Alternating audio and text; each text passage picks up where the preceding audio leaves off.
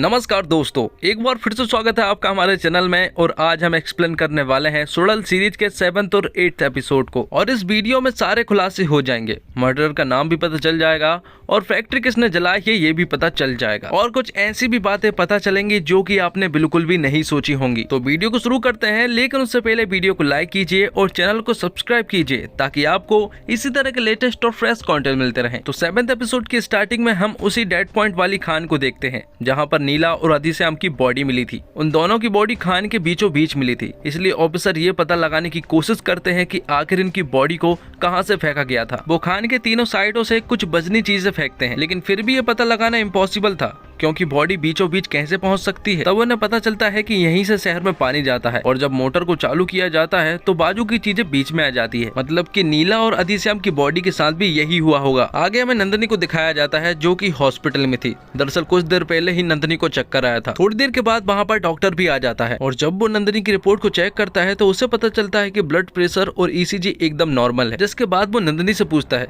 कि बचपन में उसे चक्कर आया करते थे और वो बेहोश भी हो जाया करती थी। तो नंदिनी उन्हें बताती है कि ये सारी चीजें उसे बचपन में हुआ करती थी, लेकिन अब तो वह 7 साल से कोयम्बटूर में रह रही है और अब ये सारी प्रॉब्लम नहीं होती है। डॉक्टर ये चाहते हैं कि नंदिनी 2 दिन की ऑब्जर्वेशन में रहे, लेकिन नंदिनी उनसे साफ मना कर देती है और कहती है कि हाल ही में नीला की डेथ हुई है, इसलिए घर वाले टेंशन में है और वो उन्हें और टेंशन नहीं देना चाहती, इसलिए वो घर ही जाना चाहती है। तो डॉक्टर भी मान जाते हैं और उसका स्वास्थ्य का ख्याल रखने को कहते हैं। जिसके बाद नंदिनी तैयार होने लगती है, लेकिन तभी अचानक से उसे फिर से एक अटैक आता है और वो चक्कर खाकर गिर जाती है। तो डॉक्टर उसे फिर से एडमिट कर लेते हैं। जिसके बाद सकराई उसे बाहर से प्यार भरी नजरों से देख रहा होता है, और उसे इस तरह देखता हुआ लक्ष्मी भी देख लेती है और वो समझ जाती है कि सकराई नंदिनी को चाहता है। इसके बावजूद लक्ष्मी सकराई से कुछ नहीं कहती है, बल्कि उसका साथ देती है। आगे हमें उसी फायर डिपार्टमेंट का ऑफिसर को दिखाया जाता है। जब उसे फैक्ट्री में थिनर मिला तो उसे थोड़ा सा शक हुआ। तब वो शहर की जगह जगह की शॉप पर जाता है और थिनर के बारे में पता करने लगता है। फैक्ट्री को चलाने के लिए 20-30 लीटर थिनर की जरूरत थी, इसलिए वो शॉप पर जाकर 20-30 लीटर थिनर मांगता है, लेकिन शॉप ओनर उससे कहता है कि इतना ज्यादा थिनर वो लोग नहीं रखते हैं। आगे हॉस्पिटल के सीन में हम देखते हैं कि कोयम्बटूर से एक साइकाइट्रिस्ट आ चुकी थी जो कि नंदिनी का इलाज किया करती थी। जब उसे नंदिनी के बारे में पता चला तो वो यहाँ पर आ चुकी थी। तो सन्नुगम यहाँ पर कहता है कि हमें यहाँ पर ऐसी किसी भी डॉक्टर की जरूरत नहीं है। तब रजीना मैडम सन्नुगम को समझाती है कि हमें उस डॉक्टर की जरूरत है, क्योंकि कोयम्बटूर में वही उसका इलाज किया करती थी, इसलिए वो नंदिनी को अच्छे से समझ सकती है। लेकिन सन्नुगम यहाँ पर गुस्से में था क्योंकि उसे पता चल चुका था कि नीला के साथ क्या हुआ था, और ये बात रजीना को भी नहीं मालूम थी।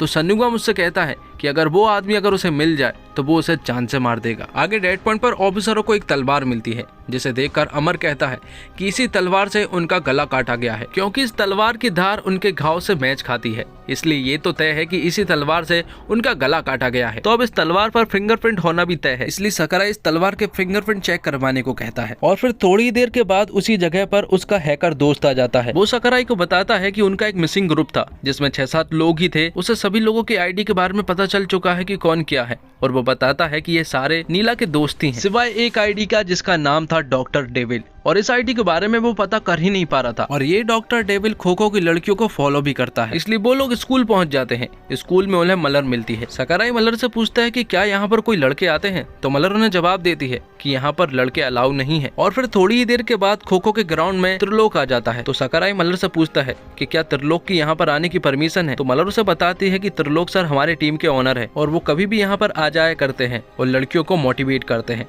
लेकिन जिस तरह से त्रिलोक लड़कियों को छू रहा था, उसे देखकर सकराई समझ जाता है कि यही वो आदमी है जो कि लड़कियों को एब्यूज करता होगा। सकराई यहाँ पर त्रिलोक के एक बोतल के द्वारा फिंगरप्रिंट भी ले लेता है और उन्हें तलवार के फिंगरप्रिंट से मैच करवाने का सोचता है, लेकिन यहाँ पर खड़ा कांस्टेबल सकराई से कहता है कि ऐसा वो लोग नहीं कर सकते, क्योंकि त्रिलोक एक बड़ा आदमी है और DSP भी उनके साथ मिला हुआ है, और जब हम त्रिलोक की बात DSP को बताएंगे तो DSP हमारी बात नहीं मानेंगे। इसलिए वो लोग फायर डिपार्टमेंट के ऑफिसर के पास कॉल करते हैं। दोनों त्रिलोक के बारे में बात करते हैं, जिसमें वो फायर डिपार्टमेंट वाला ऑफिसर त्रिलोक को बताता है कि जब फैक्ट्री में आग लगी थी तब त्रिलोक कहाँ पर था। ये बात किसी को भी नहीं मालूम है, सिर्फ उसको छोड़कर। वो उन्हें बताता है कि उरायूर नाम की एक जगह पर उसका एक गेस्ट हाउस है और त्रिलोक तब वहीं पर था। और ये बात सुनने के बाद सकराई तुरंत ही उरायूर वाले गेस्ट हाउस में जाने लगता है। उस गेस्ट हाउस में कोई नहीं रहता है, त्रिलोक भी कभी कभी ही आया करता है, लेकिन जब वो दीवार पर कुछ फोटो को लगा देखता है तो वह समझ जाता है कि ये फोटो तो उसने नीला के मोबाइल में देखी थी, मतलब उनका कोई ना कोई कनेक्शन तो जरूर था। साथ में टेबल पर कुछ कीवर्ड्स रखे हुए थे जिनमें कि लिखा हुआ था डॉक्टर डेविल, और उसे देखकर सकराई समझ जाता है कि ये काम जरूर त्रिलोक का ही था। इसलिए ये सारी बातें वो डीएसपी को बताता है और वही होता है जिसका डर होता है। डीएसपी उसकी बात मानने से साफ इनकार कर देता है क्योंकि उनके पास कोई भी सॉलिड प्रूफ नहीं था और त्रिलोक एक बड़ी हस्ती है जिसे अरेस्ट करना बहुत बड़ी बात हो सकती है। अब सकराई के पास सिर्फ एक ही उम्मीद थी कि किसी तरह से वो फिंगरप्रिंट त्रिलोक के फिंगरप्रिंट से मैच हो जाए। यहाँ वो फायर डिपार्टमेंट वाला ऑफिसर फिर से एक शॉप पर आता है और थिनर मांगता है, लेकिन वो आदमी कहता है कि यहाँ पर थिनर नहीं मिलता है। जिसके बाद उस ऑफिसर को बाहर एक बूढ़ा आदमी मिलता है और वो उससे कहता है कि अगर वो उसे कुछ पैसे देगा तो वो सब कुछ बताने के लिए रेडी है। अगले सीन में हम अमर को देखते हैं जो कि फिंगरप्रिंट को मैच कर रहा होता है और थोड़ी देर में वहाँ पर सकराई आ जाता है। अमर सकराई को बताता है कि ये इतना सिंपल नहीं है क्योंकि इस तलवार से सारे फिंगरप्रिंट गायब हो चुके हैं। बस एक कोने में एक छोटा सा सैंपल मिला है, लेकिन वो ना तो अधिश्याम का है और ना ही नीला का है। तो सकराई उससे कहता है कि क्या उसने इस फिंगरप्रिंट को त्रिलोक के फिंगरप्रिंट से मैच किया है। तो अमर उसे बताता है कि ये भी पूरी तरह से मैच नहीं हुआ है। वो उन्हें बताता है कि फिंगरप्रिंट 3 टाइप के होते हैं। 65% लोगों के होते हैं लूप पैटर्न के, 30% लोगों के होते हैं वॉल पैटर्न के और सिर्फ 5% लोगों के होते हैं आर्क पैटर्न के, जो कि काफी ज्यादा रेयर होता है। और इस तलवार पर भी आर्क पैटर्न है और त्रिलोक का भी आर्क पैटर्न है, इसलिए वो कोर्ट में ये साबित नहीं कर सकते हैं, लेकिन ये फिंगरप्रिंट त्रिलोक का है, ये पॉसिबिलिटीज है। आगे हॉस्पिटल में हम रजीना मैडम और सनमुगम को देखते हैं। थोड़ी देर के बाद वहाँ पर सकराई जाता है और सकराई उन दोनों को बताता है यहाँ पर जो कुछ भी हो रहा है उसके पीछे कौन है उसे पता चल चुका है। उसका नाम है त्रिलोक। औरतें हमेशा से ही त्रिलोक की कमजोरी रही है, इसलिए शायद उसने खो खो क्लब की शुरुआत की। वो वहाँ की लड़कियों को इधर उधर छूता है, ये उसने साफ देखा। साथ में वो उन्हें ये भी बताता है कि सोशल मीडिया पर वो खो खो की हर एक लड़की को फॉलो करता है। साथ में वो हमारी नीला को भी फॉलो किया करता है, जिसकी सोशल मीडिया पर आईडी डॉक्टर डेविल्स है। और आखिरी बात वो उन्हें ये बताता है कि जब उनकी फैक्ट्री में आग लगी थी तब त्रिलोक कहाँ था। इतना सुनने के बाद तो रजीना मैडम और सनमुगम बौखला जाते हैं। जिसके बाद सकराई उरैयूर के गेस्ट हाउस पहुंचता है जहां पर त्रिलोक मौजूद था और वो किसी औरत के साथ था। वो दोनों ही कार से कहीं पर जा रहे होते हैं, जिनका पीछा करते हुए सकराई भी उनके पीछे पीछे पहुंच जाता है। त्रिलोक उस औरत को बाजार में छोड़ता है, जिसके बाद घर की ओर वापस आने लगता है। यहाँ पर सकराई भी रजीना मैडम को कॉल करके बता देता है कि त्रिलोक घर की ओर जा रहा है और साथ में सकराई उस औरत के पीछे पीछे जाने लगता है। यहाँ पर रास्ते में उन्हें त्रिलोक मिल जाता है, जिसकी वो जमकर पिटाई करने लगते हैं। सकराई उस औरत का पीछा तो कर रहा था, लेकिन वो एक भीड़ में घुस चुकी थी। लेकिन जब वो उसके पीछे जाता है तो वो एक ट्रांसजेंडर निकलती है और यहाँ सनमुगम और रजीना मैडम ने त्रिलोक का मार मार के बुरा हाल कर दिया था। अब ट्रांसजेंडर सकराई से बात करता है, जिसमें वो बताता है कि वो लोग अक्सर ही उसकी बिल्डिंग में मिला करते हैं, लेकिन उनके बीच में ऐसा वैसा कुछ भी नहीं है क्योंकि वो तो एक दूसरे के अच्छे दोस्त हैं।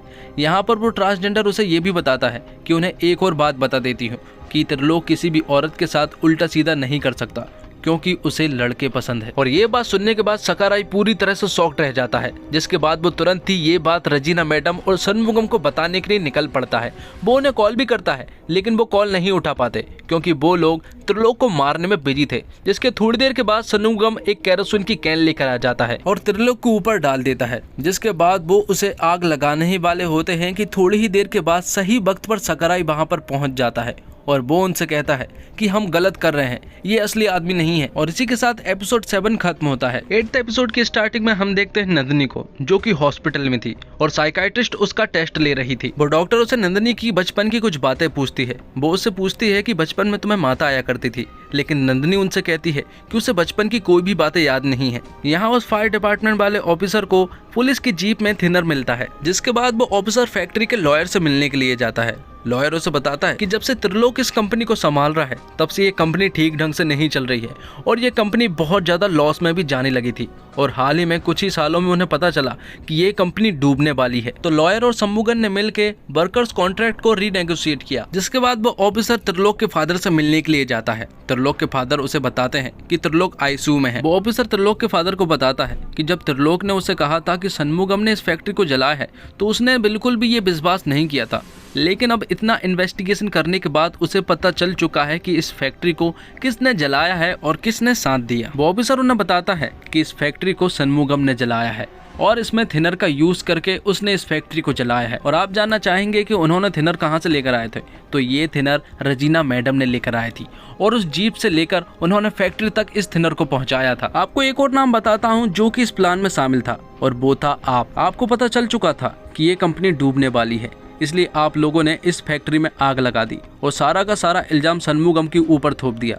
लेकिन आप लोगों को ये नहीं मालूम था कि उसी रात नीला भी गायब हो जाएगी, इसलिए आपका पूरा प्लान बर्बाद हो गया। लेकिन आप तीनों का सोचना गलत नहीं था क्योंकि सभी लोग शहर की भलाई के बारे में ही सोच रहे थे। रजीना मैडम ने शहर के बारे में सोचकर आपका साथ दिया, आपको इंश्योरेंस के पैसे मिल जाएंगे, और सनमुगम ने ये सोच के किया ताकि मजदूरों को कंपनसेशन के पैसे मिल जाए। अब क्योंकि सनमुगम और मैडम रजीना ने त्रिलोक को बुरी तरह से मारा था, इसलिए वो लोग डीएसपी के ऑफिस जाते हैं और खुद को सरेंडर कर देते हैं, जिसके बाद उन दोनों को अरेस्ट कर लिया जाता है और पुलिस स्टेशन ले जाया जाता है।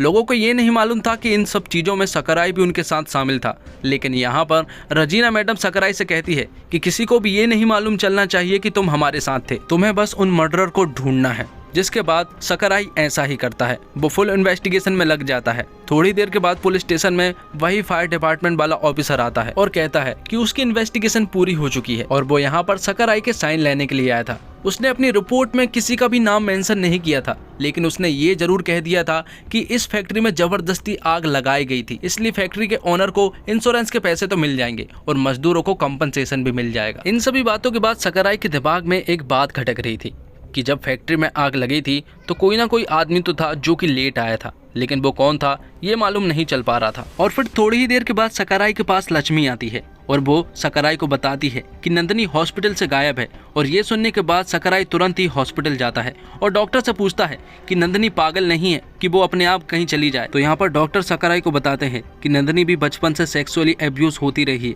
इसलिए वो अपने बचपन से अभी तक उभर नहीं पाई है, लेकिन अब वो कहाँ गई है उन्हें ये नहीं मालूम है। अब दोनों सकराई के घर पहुँचते हैं, जहाँ पर एक मेड उन्हें बताती है कि नंदिनी यहाँ पर आई थी, वो उनकी माँ से थोड़ी देर मिली, जिसके बाद वो चली गई। यहाँ पर सकराई जब अपनी लॉकर को देखता है तो उसे पता चलता है कि उसकी सर्विस रिवॉल्वर गायब है, लेकिन अब नंदिनी कहाँ पर गई है ये उसे नहीं मालूम है।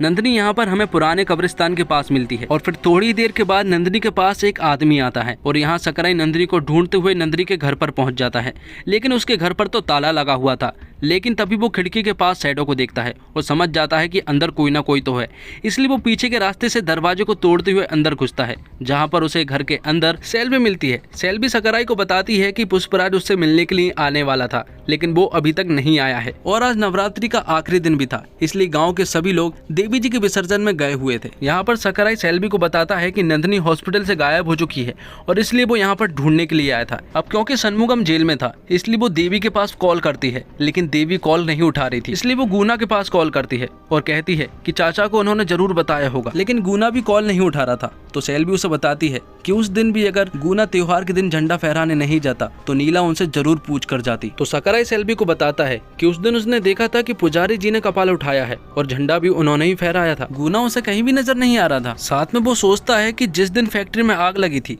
तब गुना भी वहाँ पर मौजूद नहीं था और ये वही आदमी है जो कि उनसे छूट रहा था। साथ में सेल्वी सकराई को ये भी बताती है कि जब भी सनमुगम भैया दोनों बहनों को मारा करते थे तो वो दौड़कर हमारे घर आ जाया करती थी, लेकिन जैसे जैसे वो बड़ी होती गई धीरे धीरे उन्हें हमारे घर आना बंद ही कर दिया। सकराई सेल्वी से पूछता है कि उन दोनों की उम्र क्या रही होगी जब उन्होंने तुम्हारे घर आना बंद कर दिया।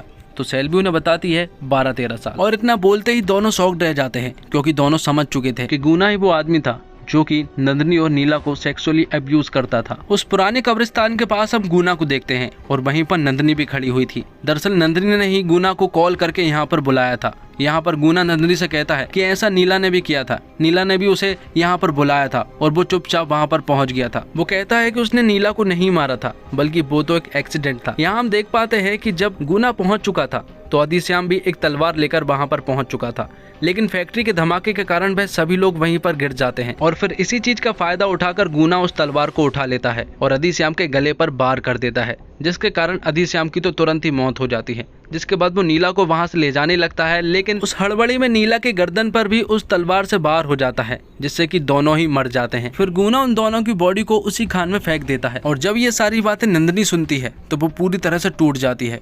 उसके हाथ में गन भी रखी हुई थी, फिर भी वो कुछ नहीं कर पाती है। यहाँ सकराई ने गुना के नंबर को ट्रेस करवा लिया था और उसे पता चलता है कि वो पुरानी कब्रिस्तान के पास है, इसलिए सकराई तुरंत ही पुरानी कब्रिस्तान के पास जाने लगता है। नंदिनी गुना से कहती है कि बचपन में उसने जो भी उसके साथ किया इसी कारण वो कोयम्बटूर भाग गई। तो गुना उससे कहता है तो फिर उसने नीला को यहाँ पर कैसे छोड़ दिया। अब नंदिनी के अंदर यही बात सताने लगती है कि आखिर उसने नीला को क्यों छोड़ दिया, उसी की वजह से ये सब कुछ हुआ है। यहाँ पर गुना नंदिनी से कहता है कि वो उससे बहुत प्यार करता है और अब वो दुनिया की नजरों में ऐसे नहीं रहेंगे, बल्कि वो इस शहर को छोड़कर चले जाएंगे।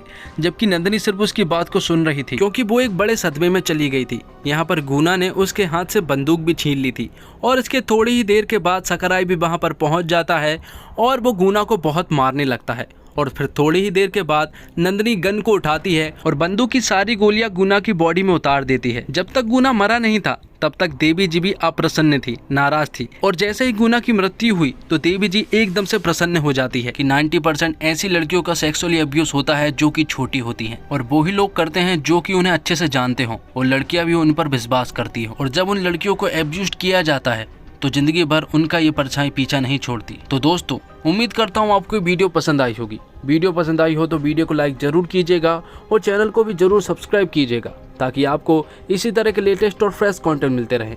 धन्यवाद।